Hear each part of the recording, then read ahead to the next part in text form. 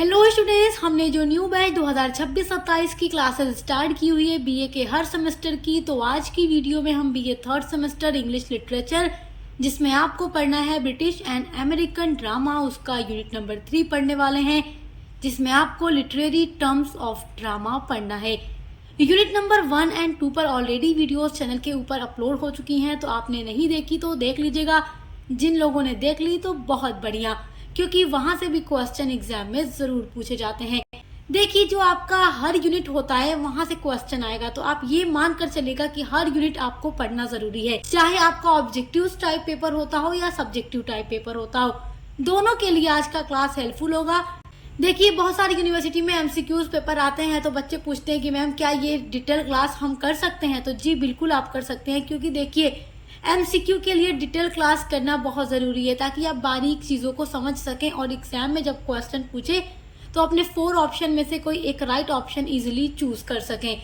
तो इसलिए पूरी क्लासेस किया कीजिए। हर एक सब्जेक्ट की सक्सेस मास्टर पॉइंट आपके साथ है, आपके एग्जाम की तैयारी करा रहा है, आपको सारी क्लासेस बिल्कुल फ्री में प्रोवाइड कर रहा है, तो सब्सक्राइब जरूर कीजिएगा। तो यूनिट नंबर 3 में आपको पढ़ना है literary terms drama, literary terms of drama, कुछ भी आप कह सकते हैं, यानी ड्रामा को लिखने के लिए कितने तरीके के लिटरेरी टर्म्स को यूज किया जाता है। आपको इसमें फ्लैशबैक, फॉइल है या फोर शेडोइंग है, ह्यूब्रिस है, नेमेसिस से बहुत सारे लिटरेरी टर्म्स को पढ़ना है, सारा इसी वीडियो में हम कवर करेंगे। फर्स्ट आपका है फ्लैशबैक। देखो, फ्लैशबैक का मतलब क्या होता है कि पीछे की ओर जाकर पीछे की कहानी को दिखाने लगना। ऐसा आप लोगों ने सीरियल, मूवीज के अंदर देखा होगा कि अचानक बीच से स्टोरी रुक जाती है और पास्ट में चलने लगती है, और फिर वो पास्ट की स्टोरी जब आप देख लेते हैं तो आपको प्रेजेंट की स्टोरी समझने में आसान हो जाती है। तो flashback is a literary device. Flashback जो है एक लिटरेरी मतलब साहित्यिक डिवाइस मतलब युक्ति।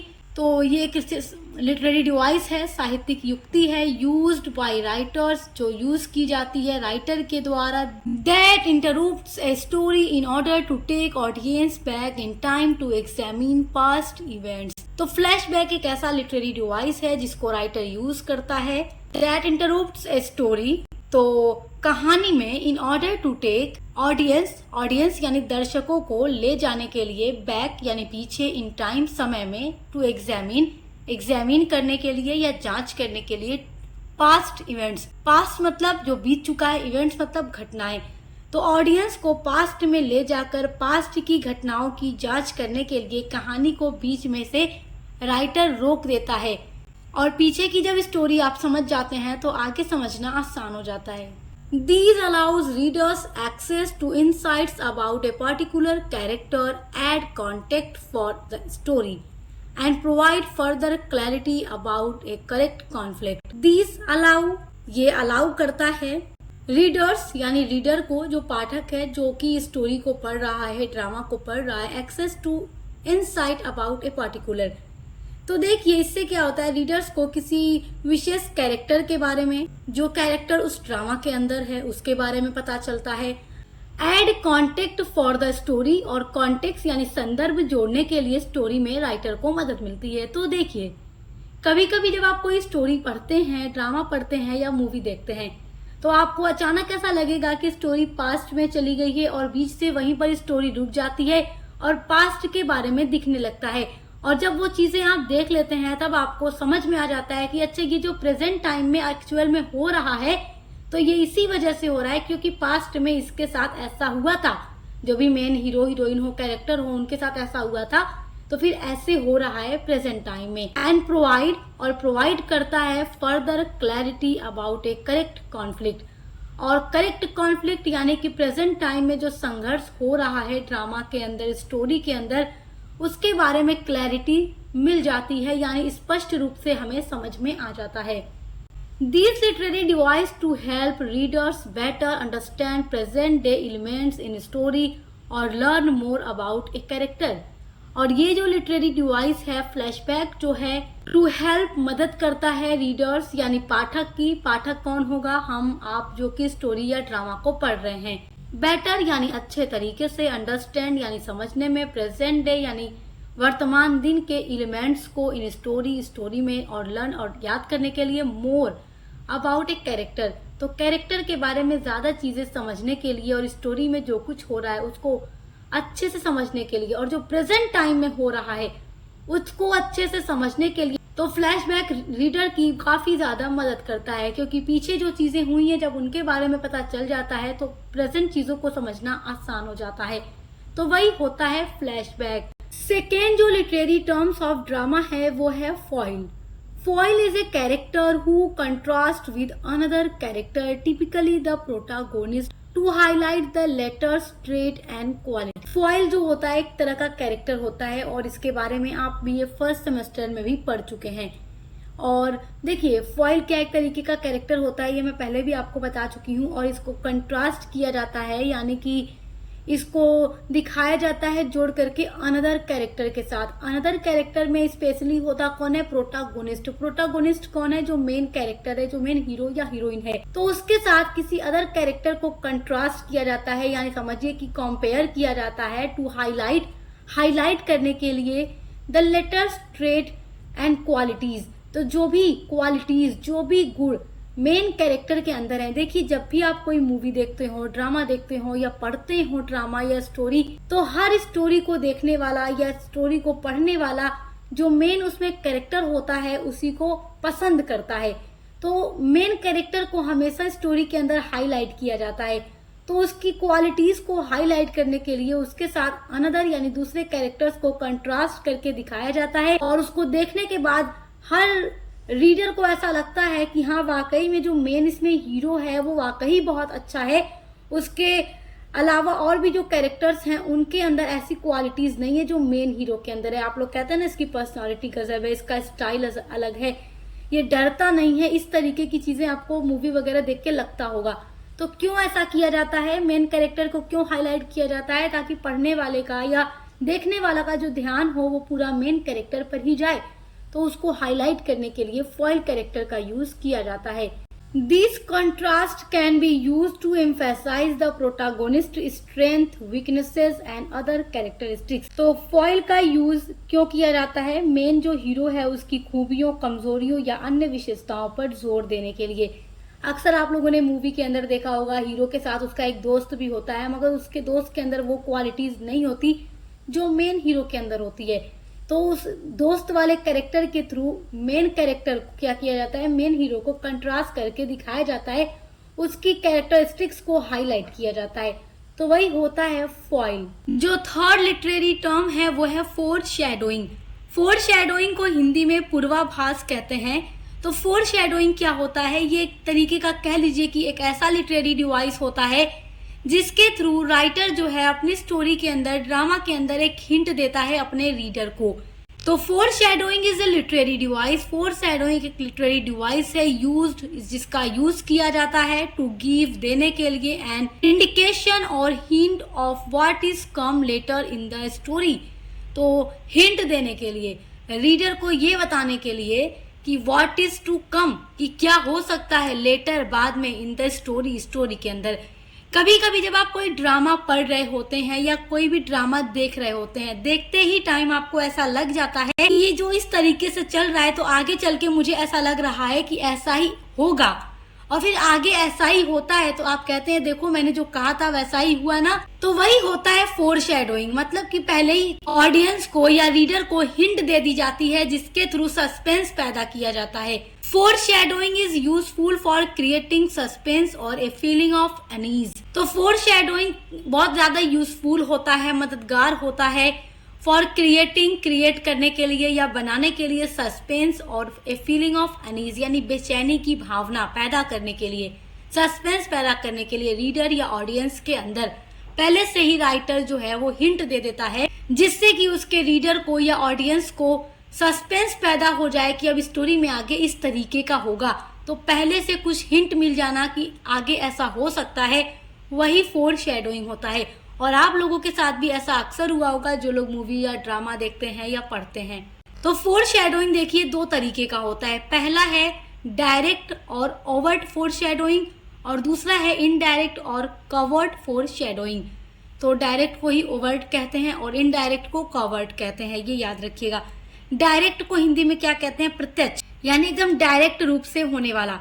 देखो जो डायरेक्ट फोरशैडोइंग होता है तो फ्यूचर में क्या हो सकता है उसके बारे में रीडर को हिंट दे देता है। पहले से ही किसी कैरेक्टर के द्वारा पूर्वाभास हो जाता है या भविष्यवाणी प्रकट हो जाती है कि आगे स्टोरी के अंदर ऐसा हो सकता है। पहले से ही क्या हो जाएगा, भविष्य में होने वाली घटना के बारे में रीडर को पता चल जाएगा। और इनडायरेक्ट में क्या होता है कि इसमें छोटे छोटे सुराग या प्रतीक या एलिमेंट्स का यूज कैरेक्टर की क्रियाओं के थ्रू दिखाया जाता है, यानी जो मेन कैरेक्टर कुछ भी कर रहा है उसके थ्रू कुछ हिंट वगैरह दिया जाता है, जो कहानी में बाद में ही स्पष्ट हो पाते हैं कि अच्छा मतलब पहले ऐसा हुआ था इसीलिए आगे ऐसा हो गया। और डायरेक्ट में एकदम डायरेक्ट पता चल जाता है कि फ्यूचर में ऐसा हो सकता है। तो यही होता है फोर शेडोइंग, यानी स्टोरी में आगे क्या होने वाला है उसके बारे में रीडर को पहले से ही राइटर हिंट दे देता है कुछ सस्पेंस क्रिएट करने के लिए। फोर्थ जो लिटरेरी टर्म आपका है वो है ह्यूब्रिस। तो ह्यूब्रिस को हिंदी में अभिमान कहते हैं या एक अहंकार की तरह ये होता है, घमंड जैसे होता है। Hubris refers to excessive pride और arrogance that leads to a character's downfall. तो देखिए ह्यूब्रिस कह लीजिए अहंकार या अभिमान या घमंड। तो जो अभिमान होता है ये किसी कैरेक्टर के पतन का यानी डाउनफॉल का कारण बनता है उसके घमंड की वजह से। It's a common literary device, और ये एक कॉमन यानी सामान्य लिटरेरी डिवाइस है, पार्टिकुलरली इन ट्रेजेडीज, जो कि विशेष रूप से ट्रेजेडीज के अंदर दिखाया जाता है। ट्रेजेडी क्या है ये आप यूनिट नंबर 1 के अंदर पढ़ चुके हैं। ट्रेजेडी एक तरीके का ड्रामा होता है जिसकी एंडिंग हमेशा सैड होती है और उसमें कैरेक्टर की एंड में डेथ हो जाती है। तो ये क्या होता है, ट्रेजेडी होता है जिसमें सारे इवेंट्स ही सैड हों। तो ह्यूब्रिस का यूज अक्सर ट्रेजेडी के अंदर किया जाता है, वेयर जहां पर a hero's flaw of an hubris contributes to their tragic end. जहां पर जो ह्यूब्रिस होता है एक वजह बन जाता है, कारण बन जाता है एक ट्रेजिक एंडिंग के। इसका बहुत ही अच्छा एग्जाम्पल आप ले सकते हैं मैकबेथ को या ओडिपस रेक्स को।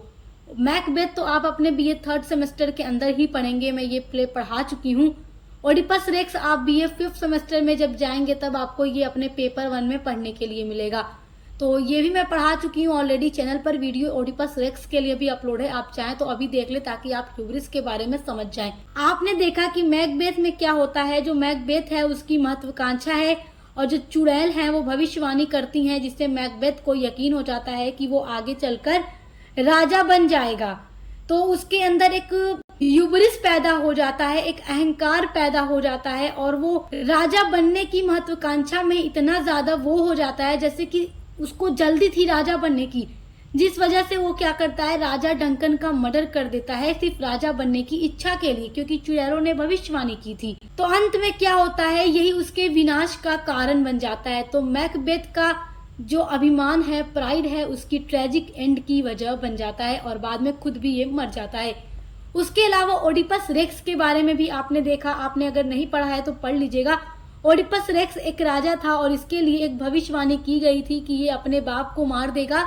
इसके पिता भी एक राजा थे और उसने अपने फादर को ये मार करके अपनी माँ से शादी करेगा अनजाने में, उसको नहीं पता होगा कि उसकी माँ है, और उसके साथ वो शादी करेगा जिससे फिर उससे बच्चे पैदा हो जाएंगे। और ऐसा होता भी है इस स्टोरी के अंदर। सोफोक्लिस के द्वारा लिखा गया ये एक ट्रेजेडी ड्रामा है। इसमें भी इसका अहंकार था, मतलब जब इसको पता चलता है कि ये खुद ही मर्डरर है लेकिन फिर भी ये यकीन नहीं करता, बट एंड में इसको पता चल जाता है और ये अपनी दोनों आंखों को अंधी कर लेता है। तो ये क्या है, इसके प्राइड की वजह से होता है। तो वही है कि प्राइड की वजह से मेन कैरेक्टर का डाउनफॉल हो जाता है, मेन कैरेक्टर का पूरा पतन हो जाता है। जो 5th आपका लिटरेरी टर्म है वो है हाइपरबेटन। देखिए हाइपरबेटन क्या है, hyperbaton is a figure of speech. Hyperbaton एक फिगर ऑफ स्पीच है। फिगर ऑफ स्पीच मैं आपको पढ़ा चुकी हूँ, हिंदी में इसको अलंकार कहते हैं। फिगर ऑफ स्पीच को अलंकार आप लोगों ने हिंदी में पढ़ा है और इंग्लिश में मैंने फिगर ऑफ स्पीच के लिए वीडियो अपलोड भी की है। 2nd सेमेस्टर इंग्लिश लिटरेचर में मैं आपको पढ़ा चुकी हूँ।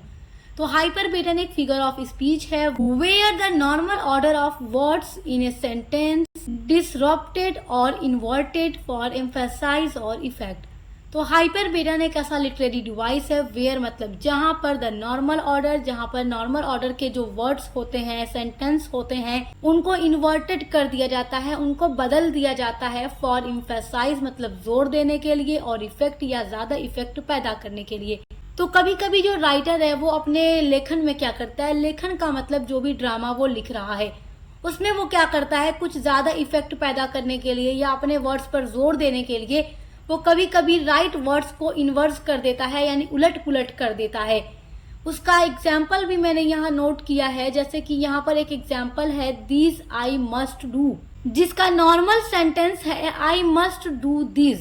तो देखिए आई मस्ट डू दिस, जिसको राइटर अगर बदल दे दिस आई मस्ट डू, तो पढ़ने वाले को ऐसा लगेगा कि यहाँ तो मिस प्रिंट हो गया, ऐसे नहीं होना चाहिए था, आई मस्ट डू दिस होना चाहिए था। तो कभी कभी वो मिस प्रिंट नहीं होता, राइटर इस तरीके से अपने फिगर ऑफ स्पीच को हाइपरबेटन को यूज करके ऐसा करता है। उसके अलावा सेकेंड है स्ट्रॉन्ग ही वॉज, जबकि नॉर्मल सेंटेंस होगा ही वॉज स्ट्रॉन्ग, यानी वो मजबूत था, लेकिन बदल दिया गया स्ट्रॉन्ग ही वॉज, मजबूत वह था। तो ऐसा कभी कभी राइटर ज्यादा इफेक्ट डालने के लिए अपने वर्क के अंदर करता है, वर्ड्स को, सेंटेंस को, फ्रेजेस को उलट पुलट कर देता है। जो 6 लिटरेरी टर्म है आपका वो है motif. A motif is any distinctive features और idea that recurs across a story.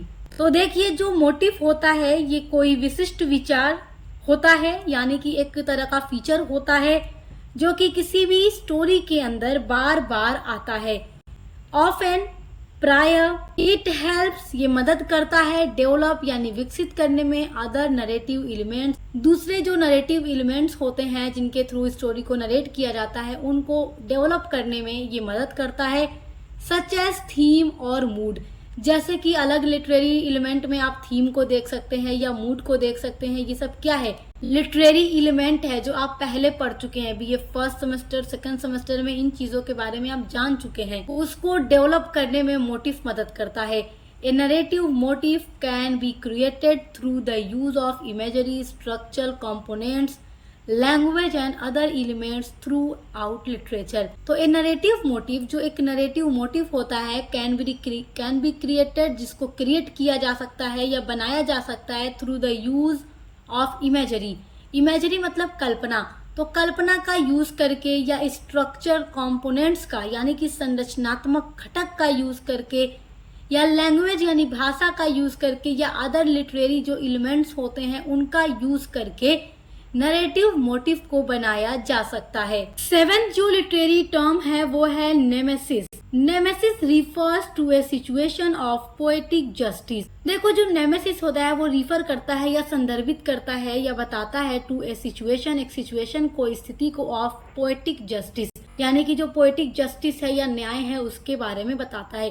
देखो नेमेसिस एक ऐसा लिटरेरी डिवाइस होता है जिसका यूज राइटर क्यों करता है, जैसे कि जो भी गुड काम करेगा, जो गुड कैरेक्टर होगा, अच्छा काम करेगा, उसे रिवॉर्ड दिया जाएगा, और जो बैड होगा, एविल होगा, उसे पनिशमेंट दी जाएगी। तो वही नेमेसिस होता है कि जैसा जिसका काम है वैसा उसको मिलेगा, वैसा उसको फल मिलेगा। तो नेमेसिस एक समझ लीजिए कि पोएटिक जस्टिस होता है, एक तरह का न्याय होता है।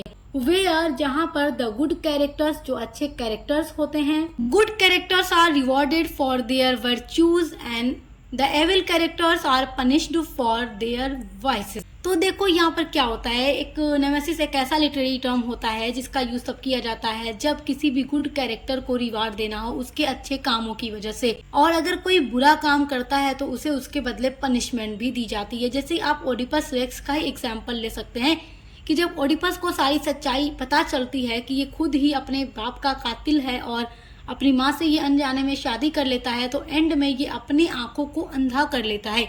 तो समझिए कि इसके गलत काम का इसे पनिशमेंट मिल जाती है इस प्ले के एंड में। आपका जो 8th लिटरेरी टर्म है वो है पेरीफ्रेसिस। तो ये पेरीफ्रेसिस है, ओके। ये आर के बाद ए है, फिर SIS है। The word periphrasis comes from the Greek word periphrazein. देखो जो वर्ड इंग्लिश का है पेरीफ्रेसिस, ये जो लिटरेरी डिवाइस है इसका जो वर्ड है पेरीफ्रेसिस कम्स फ्रॉम यानी आया है द ग्रीक वर्ड से, और ग्रीक वर्ड है पेरीफ्रेजन। तो ग्रीक वर्ड पेरीफ्रेजन से बना है इंग्लिश का पेरीफ्रेसिस, विच मीन्स, जिसका मतलब होता है टॉकिंग अराउंड। आप लोगों ने यूनिट नंबर 2 में सर्कमलोक्यूशन के बारे में देखा है, उसका मतलब भी टॉकिंग अराउंड होता है, यानी घुमा फिराकर बात करना। जब राइटर कोई बात डायरेक्ट नहीं कहना चाहता तो उसको घुमा देता है, रीडर को घुमा फिरा के उसके बारे में बताता है। तो जो पैराफ्रेसिस है लगभग थोड़ा उससे मिलता जुलता है, बट यहाँ पर जो चीजें अलग हैं वो मैं आपको बता देती हूँ। देखिए टॉकिंग अराउंड तो इसमें होता ही है, and also adding more words, और इसमें ऐड कर दिया जाता है मोर वर्ड्स यानी ज्यादा वर्ड्स को, यानी जो बात कम शब्दों में कही जा सकती है तो उसके लिए बड़े वर्ड्स का यूज किया जाता है। It is a literary device in which uses more words than one words. जिस बात को एक वर्ड में भी कहा जा सकता है उसके लिए भी ज्यादा वर्ड्स का यूज किया जाता है। इसका एग्जाम्पल है, अगर कहना रहे लॉन्गर यानी बड़ा है, या लॉन्गर है लॉन्ग है, तो उसके लिए अगर वर्ड यूज किया जाए मोर लेंथी, तो देखो यहाँ पे दो वर्ड्स इंक्लूड हो रहे हैं और यहाँ एक ही वर्ड में काम चल रहा है। रेदर देन का मतलब होता है बजाय, तो लॉन्गर के बजाय मोर लेंथी कहना, यानी ये क्या हो गया कि कम शब्दों में जो बात कही जा सकती है उसके लिए बड़ा वर्ड बोलना पेरिफ्रेसिस होता है। तो कभी कभी राइटर इसका यूज अपने वर्क्स के अंदर करता है, अपने ड्रामा के अंदर, स्टोरी के अंदर करता है कि कम बात में जो कह सकता है उसको भी बड़ी बड़ी बातों में कह देता है। और उसके अलावा एक और एग्जाम्पल है more intelligent instead of smarter. Instead of मतलब ही बजाय होता है, रेदर देन मतलब ही बजाय कह लीजिए। स्मार्टर यानी कि अगर आप कह दे कि वो काफी स्मार्ट है तो वो ना कह के कहा जाए मोर इंटेलिजेंट यानी काफी बुद्धिमान है, या हो जाएगा कि स्मार्ट है। तो वही बुद्धिमान कहना है तो आप स्मार्ट भी कह सकते हैं, बट मोर इंटेलिजेंट कह रहे हैं तो लंबा वर्ड आप बोल रहे हैं, तो वही पेरिफ्रेसिस हो। जो आपका 9th लिटरेरी टर्म है वो है पोर्टमैंट्यू। पोर्टमैंट्यू का मतलब होता है दो वर्ड्स को जोड़ करके एक नया वर्ड क्रिएट करना। इट अकर्स, ये अकर होता है, घटित होता है, यानी इसका यूज कब राइटर करता है, व्हेन, जब द राइटर ज्वाइन, जो राइटर है जो लेखक है ज्वाइन करता है, जोड़ देता है टू और मोर वर्ड्स, दो या दो से अधिक वर्ड्स को टुगेदर यानी एक साथ, टू क्रिएट बनाने के लिए, ए न्यू वर्ड एक नया वर्ड। तो पोर्टमैंट्यू एक ऐसा लिटरेरी टर्म या एक ऐसा लिटरेरी डिवाइस है जिसका यूज राइटर तब करता है जब उसे दो या दो से ज्यादा वर्ड्स को जोड़ करके एक नया वर्ड क्रिएट करना होता है। And the new words also share the same meaning, और जो राइटर नया वर्ड भी क्रिएट करता है, बनाता है, आल्सो शेयर वो भी शेयर करता है सेम मीनिंग यानी वही मीनिंग को, उसी अर्थ को जो पहले के दो या तीन वर्ड्स मीनिंग बता रहे थे, उन्हीं मीनिंग को वो नया वर्ड भी बताता है। यानी नया वर्ड बनाने से कोई नई मीनिंग नहीं निकल जाती, जबकि वही पुरानी वाली मीनिंग ही निकलती है। एज द ओरिजिनल वर्ड्स यानी कि ओरिजिनल वर्ड्स के रूप में, यानी जो ओरिजिनल वर्ड से नया वर्ड्स क्रिएट किया गया है वो ओरिजिनल वर्ड की तरह ही वही मीनिंग शेयर करता है। तो इसीलिए when combined the two words come together in a new way that is portmanteau. तो जब कंबाइन कर दिया जाता है, जोड़ दिया जाता है टू वर्ड्स को एक साथ और नया वर्ड बना दिया जाता है, वो पोर्टमैंट्यू कहलाता है। इसका एग्जाम्पल है brunch. Brunch which is a combination of breakfast and lunch. तो ब्रेकफास्ट जिसका मतलब है सुबह का नाश्ता, लंच जिसका मतलब है दोपहर का खाना। तो ब्रेकफास्ट और लंच को जोड़कर एक नया वर्ड बना दिया जाए brunch. The new word refers to a meal, और नया वर्ड का मतलब भी मील से ही है, खाने से ही है, in between breakfast and lunch. तो ये ब्रंच कौन सा मीनिंग शेयर करता है, एक ऐसा खाना जो ब्रेकफास्ट और लंच के बीच में खाया जाए, यानी कि ब्रेकफास्ट न करके लंच न करके उस दोनों के बीच में खाया जाए अगर खाना, तो उसको ब्रंच कह सकते हैं, जिसमें हमारा ब्रेकफास्ट और लंच दोनों शामिल होता है। तो ये सेम मीनिंग ही शेयर करता है। आई होप आप समझ के होंगे। आपका जो 10th लिटरेरी डिवाइस है वो है प्रोलॉग। प्रोलॉग का मतलब होता है प्रस्तावना।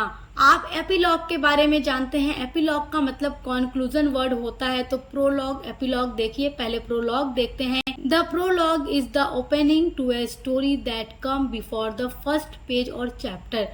जो प्रोलॉग है इसको हिंदी में प्रस्तावना कहते हैं। जब आप हिंदी में कोई निबंध लिखते हैं तो आप सबसे पहली हेडिंग प्रस्तावना रखते हैं। प्रस्तावना में आप उसके बारे में थोड़ी चीजें लिखते हैं कि आप आगे क्या लिखने जा रहे हैं। तो जब भी कोई ड्रामा शुरू होता है तो उससे पहले, उसके चैप्टर से पहले राइटर प्रोलॉग लिखता है। It is use to establish contact and provide background details to the story and the character involve in it. और जो प्रोलॉग होता है इसका यूज राइटर क्यों करता है, एस्टैब्लिश करने के लिए कॉन्टेक्स्ट को, नए संदर्भ को, एंड प्रोवाइड करने के लिए बैकग्राउंड डिटेल्स। ये डिटेल्स है, ये एल होगा, ठीक है, डिटेल्स, ये टी ना होके एल होगा, ध्यान दीजिएगा। तो बैकग्राउंड डिटेल्स का मतलब स्टोरी या ड्रामा के अंदर जो भी पूरा डिटेल है, जो भी कैरेक्टर्स हैं, क्या क्या कैरेक्टर्स हैं, कैसी स्टोरी आगे होगी, उनके बारे में थोड़ा प्रोलॉग में बताया जाता है स्टार्ट में, मतलब स्टोरी या ड्रामा को स्टार्ट करने से पहले। तो वो होता है प्रोलॉग, यानी ये ओपनिंग पेज होता है। और इसके उल्टे आप देखते हैं एपीलॉग, जो कि कॉन्क्लूजन वर्ड होता है। आपका जो 11th लिटरेरी टर्म है वो है एपीलॉग यानी conclusion word. The word epilogue comes from the Greek word epilogos which means conclusion word. तो जो इंग्लिश का वर्ड एपीलॉग है जिसका मतलब निष्कर्ष होता है, वो आया हुआ है ग्रीक भाषा के वर्ड एपिलोगोस से, और एपिलोगोस मतलब होता है कॉन्क्लूजन वर्ड यानी निष्कर्ष। And epilogue is a concluding section at the end of a literary work like a novel or play। तो ये concluding section होता है यानी सबसे लास्ट का पार्ट होता है किसी भी स्टोरी, नॉवेल या ड्रामा के अंदर, जिसमें पूरा स्टोरी का निष्कर्ष दिखाया जाता है। प्रोलॉग में तो पहले हिंट दी जाती है, कुछ इंट्रोडक्शन वगैरह दिया जाता है कि आगे नॉवेल में, ड्रामा में होगा क्या, बैकग्राउंड डिटेल्स दी जाती है। उसके बाद एकदम लास्ट में जब सब कुछ खत्म हो जाता है, पूरी स्टोरी फिनिश हो जाती है, तो एपीलॉग होता है यानी पूरा कॉन्क्लूजन दिखाया जाता है। तो it is opposite of a prologue, ये प्रोलॉग का अपोजिट है, which always comes at the beginning, जो कि हमेशा आता है पहले, यानी प्रोलॉग हमेशा स्टोरी में पहले आता है, एपीलॉग हमेशा बाद में आता है। जब भी आप कोई एस्से लिखते हैं, चाहे इंग्लिश में लिखें या हिंदी में, आप हिंदी में पहले प्रस्तावना लिखते हैं और एंड में निष्कर्ष लिखते हैं, तो वही कॉन्क्लूजन या एपीलॉग है। और आप जब इंग्लिश में लिखते हैं तो पहले आप इंट्रोडक्शन लिखते हैं, यानी सब कुछ पहले बताते हैं कि आपके हिस्से में आगे होगा क्या, और लास्ट हेडिंग आपकी कॉन्क्लूजन होती है, वही एपीलॉग है, यानी पूरा निष्कर्ष आप देते हैं अपने हिस्से में, किन चीज़ों के बारे में आपने अपने हिस्से में जिन चीज़ों के बारे में आपने लिखा है। तो आई होप कि आप यूनिट नंबर 3 के सारे टर्म्स को बहुत अच्छे से समझ गए होंगे, जिनका यूज़ करके राइटर अपने ड्रामा को लिखता है। तो इसी तरीके से एक सीक्वेंस में हम आपके हर एक सब्जेक्ट की क्लासेस लेकर आ रहे हैं। अगर आपका पेपर एमसीक्यू बेस्ड होता है, ऑब्जेक्टिव्स यानी या सब्जेक्टिव होता है, तो हम सभी की क्लासेस करवाते हैं, सभी के लिए मॉडल पेपर के वीडियोस अपलोड करते हैं। तो आप चैनल के साथ जुड़े रहिए, अच्छे से पढ़ाई करते रहिए। अब मिलते हैं अगली वीडियो के साथ।